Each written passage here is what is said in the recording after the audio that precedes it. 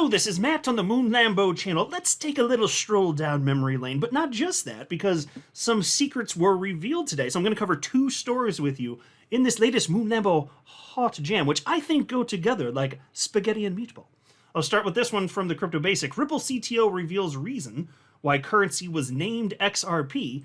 And then there's this from Cointelegraph, and I didn't suppose that something like this was likely to come out, but very cool stuff.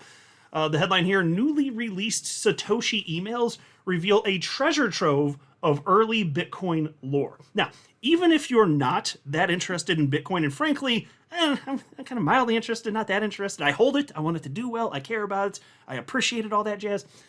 There's one thing in here in particular I'm going to highlight, which I think all of you are going to appreciate, because it highlights the ridiculousness of those stupid-ass Bitcoin maxi trolls. But before going further, I do want to be clear.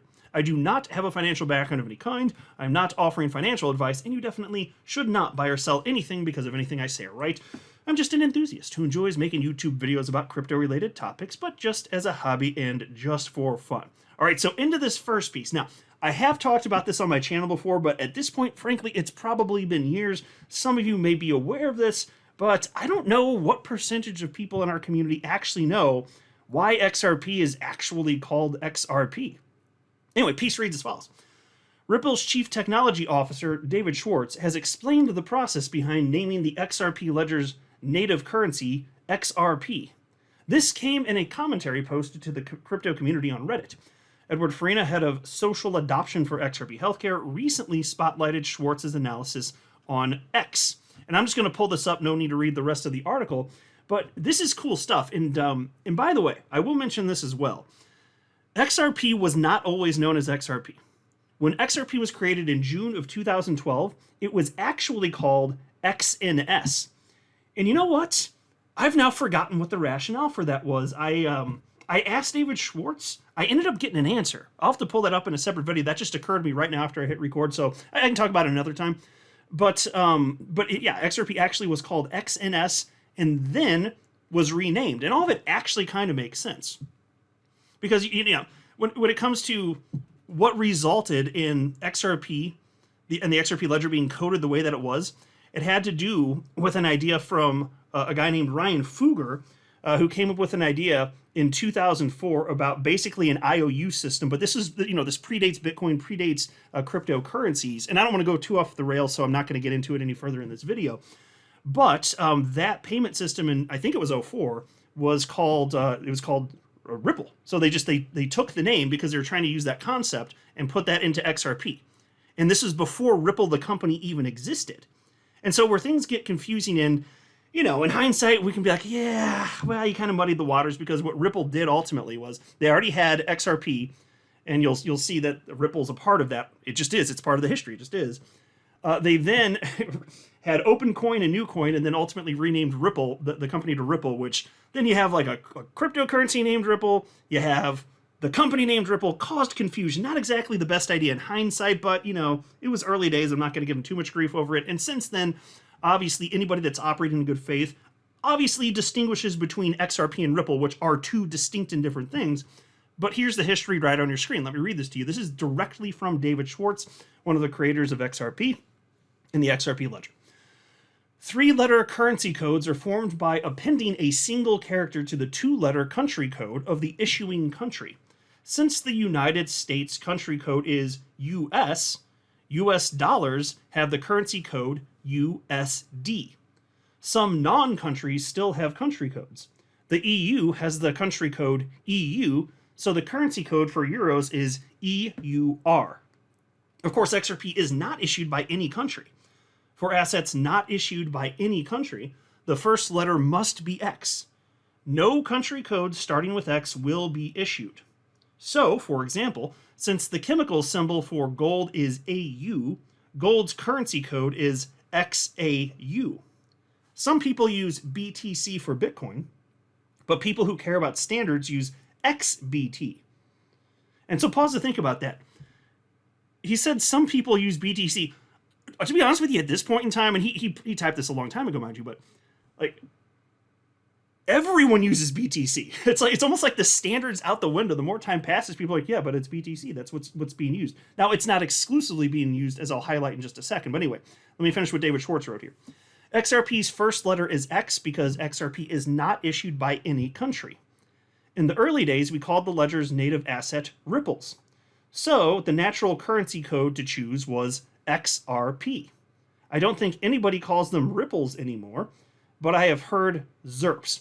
And so that's how ancient this is, because I don't even really see people calling them XRP ZERPs anymore. I mean, I wouldn't say it's completely gone, but my God, when I jumped into the XRP community in 2017, tons of people were calling XRP ZERPs. You rarely see it now, and I'm assuming the people that have jumped in within the last couple of years might not have even heard that before. But yes, XRP, affectionately called ZERPs for a long period of time here. But yeah, it's actually just XRP. So what about Bitcoin? BTC or XBT? Actually, both. If you Google XBT, this is what pops up for you. Bitcoin. You can see, I'm circling it right here for those of you looking anyway. That's Bitcoin, priced at 50,980 buckaroos. And it's XBT.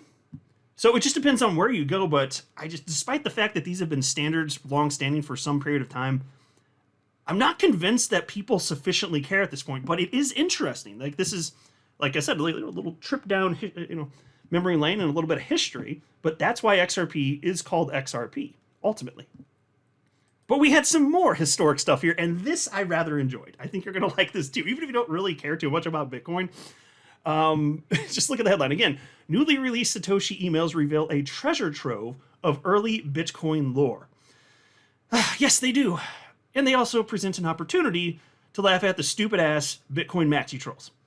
Anyway, piece reads as follows. A litany of insights into the early days of cryptocurrency were recently revealed when Bitcoin creator Satoshi Nakamoto's earliest collaborator, Marty Malmi, published 120 pages of email correspondences between the two on GitHub on February 23rd. And so I will say, for historical purposes, I'm glad that this was done. I think it's something that's important, it's interesting, it's useful, all that jazz.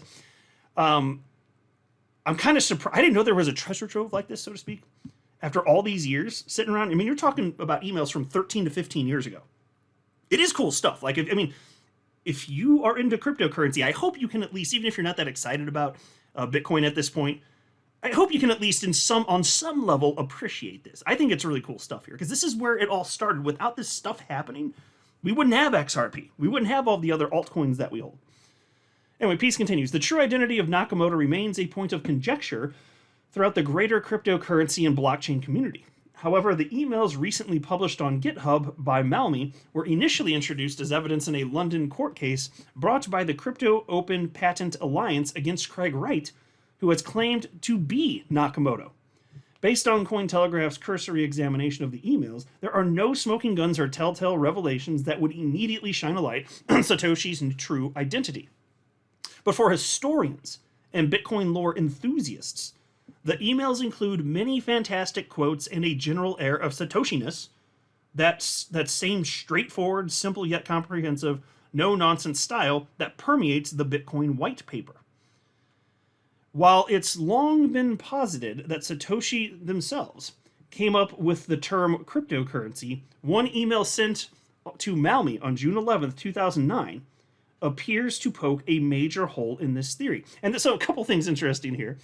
Satoshi themselves, so this is making the assumption, which it very well may be true, that it's Satoshi Nakamoto, not one person. Could be a group of people. Unless it's an attempt to not gender, but whatever. I'm not even going to get into that. but what's interesting here, to me anyway, is where the term cryptocurrency come from. How does it apply to Bitcoin or not apply to Bitcoin, right? And so per Satoshi, quote, someone came up with the word cryptocurrency. Maybe it's a word we should use when describing Bitcoin. Do you like it? End quote. To Malmi's credit, he responded that it sounds good, and that's a quote from him, and added that it sounded more interesting than digital P2P cash, peer-to-peer cash. Okay, but they didn't highlight the truly most interesting part, which was shared by chart analyst Crypto Caesar. Because it's pretty clear that Satoshi Nakamoto ended up deciding, yes, that is the term. It makes sense. Absolutely, it's a cryptocurrency. And this is important and so the part that's interesting, let me make this full screen. reads as follows: announcing version 0.3 of Bitcoin, the P2P cryptocurrency. So literally Satoshi Nakamoto calling in 2010 Bitcoin a cryptocurrency in 2010. The earliest of days here, right? But did you catch up on the recent trend that's been going down, and at least for the last, I don't know, 2-3 years? It seems more prevalent anyway. The toxic Bitcoin maximalists out there say, no, Bitcoin is just Bitcoin. It's an asset class. It's not an asset that is part of an asset class. It's an asset class, and it's not a cryptocurrency. That's all the other crap out there. Have you seen this narrative? It's bogus, BS, nonsense crap. But again, these people are living in an echo chamber, smelling their own farts. Like, that's what they're doing, right? It's stupid as hell, but that's it. Bitcoin is the asset class. No, you idiots. They actually say this and they believe it because they're just so toxic and full of themselves. And so Bitcoin, they're now arguing, is not a cryptocurrency. It literally, by definition, is a cryptocurrency. Literally, by definition. And Satoshi Nakamoto said so in 2010, before they had ever heard of it. And so Crypto Caesar was pointing this out, and he said, the next time a maxi says Bitcoin isn't crypto, refer them to Exhibit A, an email from Satoshi referring to Bitcoin as cryptocurrency. And that's true. Now, the reason this is funny and why I like to make fun of these stupid-ass people is because when I jumped into crypto in 2017, this was not the claim. I hadn't seen this claim from any toxic Bitcoin maximalist. In fact, it was literally the opposite. They were claiming that Bitcoin was the only cryptocurrency, and that everything else that wasn't Bitcoin, in 2017 anyway, everything else was an S-word coin. Bitcoin was the only true cryptocurrency, and I don't know how it flipped, but it flipped from Bitcoin's the only cryptocurrency to no, everything else is, those are the cryptocurrencies, Bitcoin's an asset class, it's not a crypto. Does it use cryptography as an underpinning in the system? Does it do that?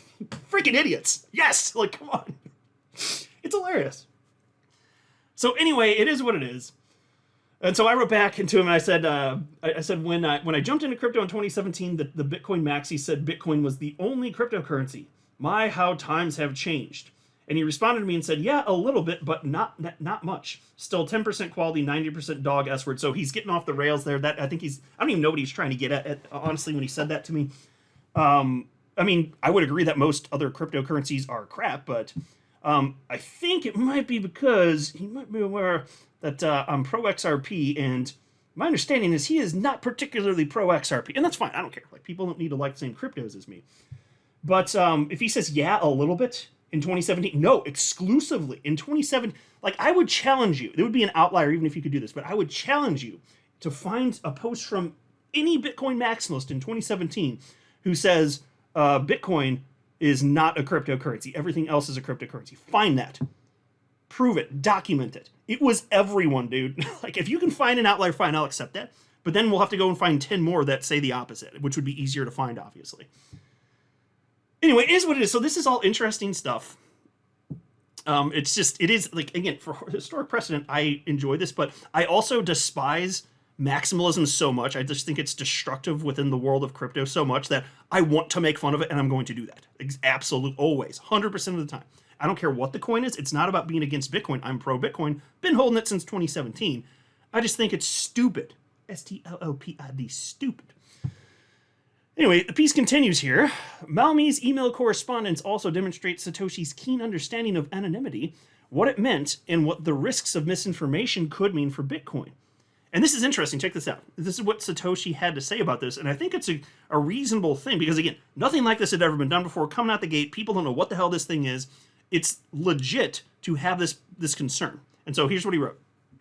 I think we should de-emphasize the anonymous angle. With the popularity of Bitcoin addresses instead of sending by IP, we can't give the impression it's automatically anonymous.